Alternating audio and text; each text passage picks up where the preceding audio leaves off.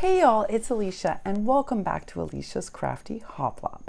And I'm on today, it's pre-recorded for sure, you can tell, right? You're all tired of this shirt for sure, but I'm catching up on what I need to get done. I'm on to talk about Stop the Spread. As you know, Lisa Douglas has been sewing and sewing and sewing her little fingers off to make masks for our community and for hers. And, you know, that's a huge drain on her electricity, thread, elastic, all sorts of resources. And she has a very long list of people in our craft community that need new masks. Because y'all, the last time that they got any of these cloth masks, well, they were made by Sabrina, Crafty Mom and Son, Deb's Chillin' Bags, Sabrina's mom, Catzel Create, Green Tea, all sorts of people banded together. Kayla, Crafty Pen Pal Mama, Janet Kay, Sharing More, all of these amazing women created masks for hospitals, for our people in our community, and it was life-saving. I say to this day, there is no way I would be alive. There is no way if I didn't receive those masks from Sabrina. She and her mom stayed up all night, y'all, to make sure that my building and I got those masks because we had nothing and we couldn't get them. And I got them to Lanny too. I don't know what we would have done without Sabrina, quite frankly. And then, Deb and Green Tea and Kathy and, oh my goodness, y'all, sent more masks so that we were okay, so that we had ones to wash while we were wearing one, right? So Lisa's been working at this and working at this and working at this. And she has been just sewing for hour after hour. But we can't really expect that she can afford the postage for this, y'all.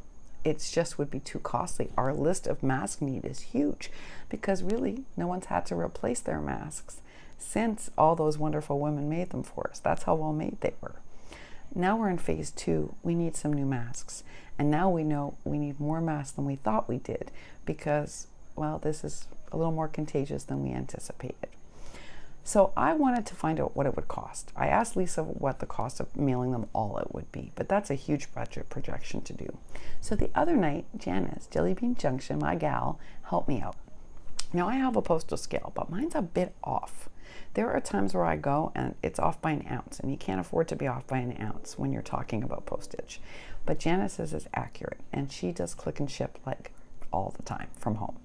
So she weighed the mask flattened out in an envelope and figured out it could be sent for one stamp. And it's the same mask that was sent out in round 1. So we know it's the same weight, same everything. So here's what I'm going to suggest.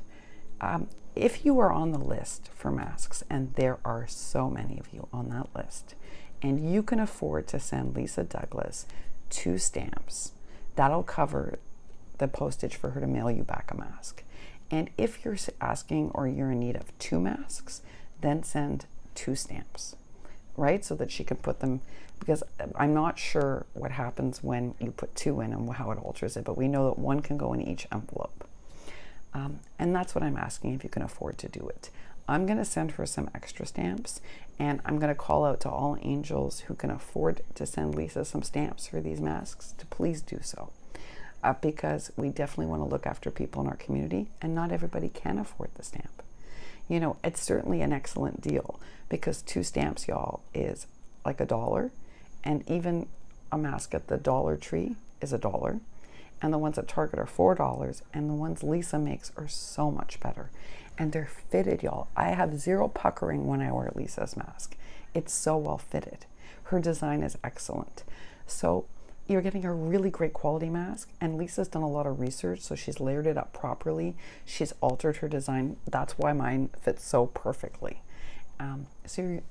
Really, the cost of 2 stamps for a mask is a bargain.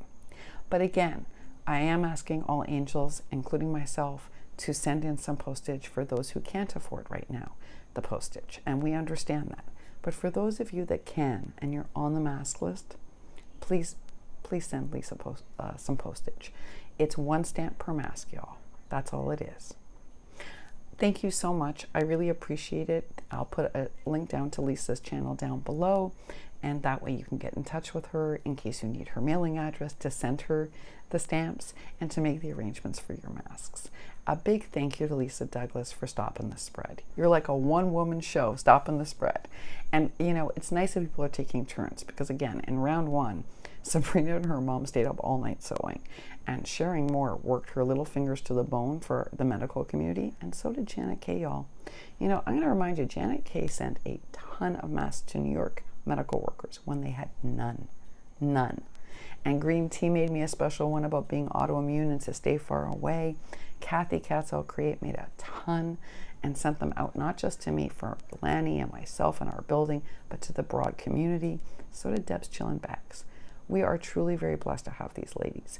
But that's why Lisa's stepping up, because last round those women worked really hard. And so Lisa wanted to do her part, and this is an amazing thing she's doing for our community. So let's help her be successful by getting some postage to her. And to my angels, and any angel who's out there, you don't have to be part of the formal angel team. You can choose to be an angel, you know, all on your own. If you can afford to send Lisa, you know, 4 stamps, that would be a great help, because that'll help cover off those who can't afford the postage, y'all. Thank you so much for watching. Again, I'll put Lisa Douglas's channel down below. Let's work together, y'all, to keep each other safe and to stop the spread.